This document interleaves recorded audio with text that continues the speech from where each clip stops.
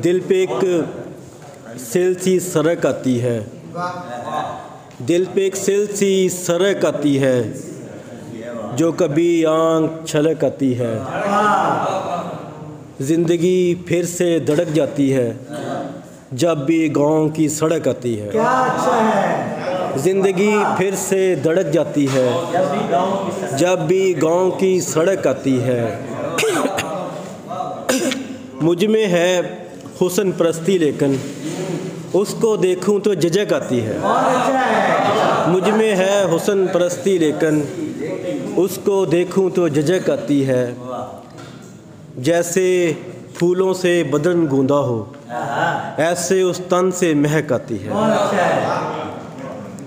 8वें आसमां पे जाना है, एक नया रास्ता बनाना है।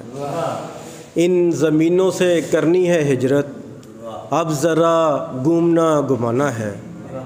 आज गा कर कदीम गीत मुझे किसी पिछली सदी में जाना है। आज गा कर कदीम गीत मुझे किसी पिछली सदी में जाना है। क्यों मैं चलता हूँ इस किनारे पर, मैंने दरिया को ये बताना है।